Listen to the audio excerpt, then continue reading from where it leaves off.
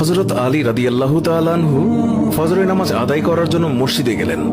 এদিকে হযরত ফাতেমা রাদিয়াল্লাহু তাআলা আনহা অত্যন্ত জ্বর থাকা অবস্থায় ঘরের সমস্ত কাজ শেষ করেছেন। আলী রাদিয়াল্লাহু তাআলা আনহু মসজিদ থেকে এসে দেখলেন ফাতেমা কাঁদছেন। তিনি প্রশ্ন করলেন, ফাতেমা, তুমি কাঁদছো কেন? ফাতেমা রাদিয়াল্লাহু তাআলা আনহা কোনো উত্তর না দিয়ে তখনও আরো জোরে জোরে কাঁদতে লাগলেন। আলী রাদিয়াল্লাহু তাআলা আনহু কয়েকবার প্রশ্ন করার পর মা ফাতেমা কাঁদতে কাঁদতে বলল, আমি স্বপ্নের মধ্যে দেখেছি আমার আব্বাজান হযরত মুহাম্মদ সাল্লাল্লাহু আলাইহি ওয়াসাল্লাম আমার ঘরের মধ্যে ঢুকে কি যেন তালাশ করছেন। ঘর থেকে বের হওয়ার সময় আমি পেছন দিক থেকে আমার আব্বাজানকে ডাক দিলাম, ও আব্বাজান, আপনি কি তালাশ করছেন? আব্বাজান তখন বললেন, ও আমার ফাতিমা, আমি তো তোমাকেই তালাশ করছি, তোমাকে নিয়ে যাওয়ার জন্য। আরো বললেন, ও আমার ফাতেমা, আজকে তো তুমি রোজা রাখবে, সেহরি করবে আলীর দস্তরখানায় আর ইফতার করবে আমার দস্তরখানায়। তখন হযরত আলী রাদিয়াল্লাহু তাআলা আনহু এই স্বপ্ন শোনার পর দুইজনে বুঝতে আর বাকি থাকলো না যে ফাতেমা ইন্তেকাল করবেন। দুজনে আরো জোরে জোরে কাঁদতে লাগলেন। এই সময়ের মধ্যে হযরত হাসান এবং হুসাইন রাদিয়াল্লাহু তাআলা আনহু এসে তারা জিজ্ঞাসা করলেন, আব্বাজান, আম্মাজান, আপনারা কেন কান্না করছেন?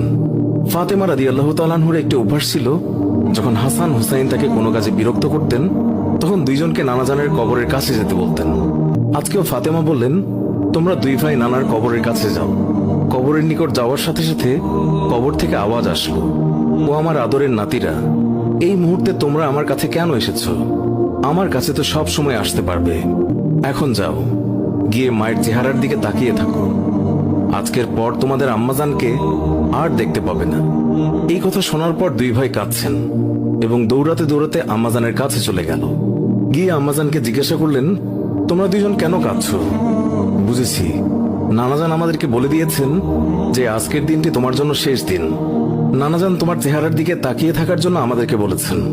বিকেলের দিকে হযরত ফাতেমা রাদিয়াল্লাহু তাআলা আনহা তার শরীর খারাপ হলো, তাকে বিছানায় শোয়ানো হলো। মা ফাতেমার মৃত্যুর পূর্বক্ষণে হযরত আলী রাদিয়াল্লাহু তাআলা আনহু তাকে তিনটি কথা বলেছেন। ও আলী, আমার প্রথম কথা হচ্ছে, যেদিন থেকে আমি আপনার ঘরে এসেছি ওই দিন থেকে আজ পর্যন্ত আমি আপনাকে অনেক কষ্ট দিয়েছি। আপনি যদি আমাকে ক্ষমা না করেন তাহলে কি আমার কারণে আব্বাজান অনেক লজ্জিত হবেন। বলেন, আপনি আমাকে ক্ষমা করলেন কিনা? আলী রাদিয়াল্লাহু তাআলা আনহু তিনি তখন উত্তরে বললেন, ইয়া ফাতেমা, তুমি কি বলছো এগুলো? আমি তোমার যোগ্য ছিলাম না।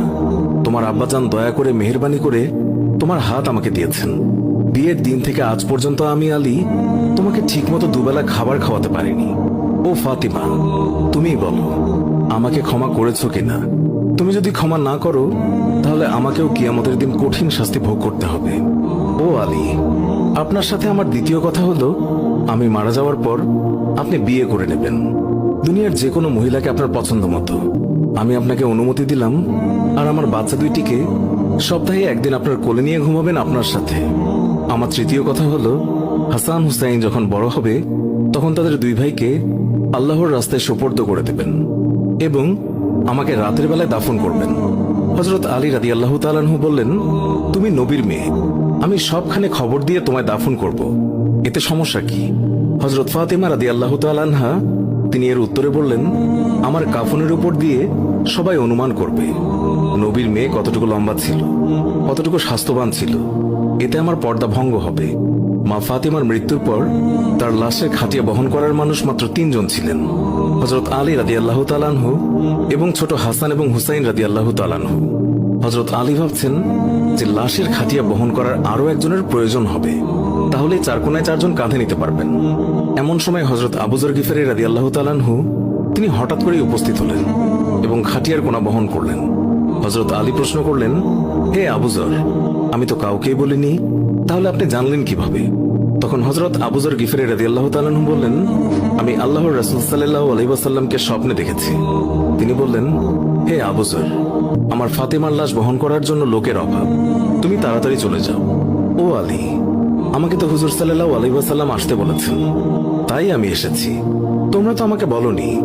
রাতে এসে রাসূলুল্লাহ সাল্লাল্লাহু আলাইহি ওয়াসাল্লাম তিনি স্বপ্নে বলে গিয়েছেন হযরত ফাতেমা রাদিয়াল্লাহু তাআলা আনহুকে যখন কবরে নামাচ্ছেন তখন হযরত আবু যর গিফারী রাদিয়াল্লাহু তাআলা আনহু কবরের কাছে গিয়ে কবরকে উদ্দেশ্য করে বললেন, হে কবর, তুই কি জানিস আজকে তোর মধ্যে কাকে রাখছি?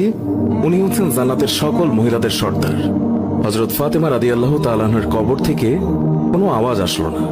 তিনি আবারও বললেন, উনি হাসান এবং হুসাইনের আম্মা যান। এবারও আগের মতো কোনো আওয়াজ আসলো না। তিনি আবার পুনরায় বললেন, উনি হচ্ছেন হযরত আলী রাদিয়াল্লাহু তাআলা আনহুর স্ত্রী। তারপরও কবর থেকে কোনো আওয়াজ আসলো না।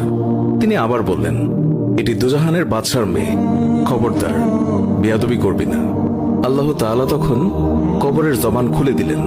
কবর বলল, আমি অন্ধকার ঘর, আমি সাপ বিচ্ছুর ঘর, আমি এমন একটি ঘর যার মধ্যে কোনো বংশ পরিচয় কাজ হয় না। আমি দুজাহানের বাদশার মেয়েকে চিনি না, আমি হযরত আলীর স্ত্রীকে চিনি না, হাসান হুসাইনের আম্মাকেও চিনি না, আমি জান্নাতের মহিলাদের সর্দারনিকেও চিনি না। আমি শুধু চিনি ঈমান এবং আমল।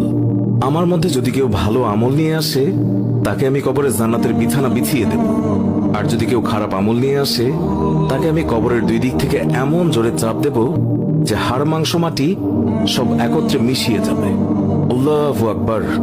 মানুষ জন্মালে মৃত্যুবরণ করতেই হবে। মৃত্যু কখনো বলে কয়ে আসে না, মৃত্যু কখনো ধনী গরিব দেখে হয় না।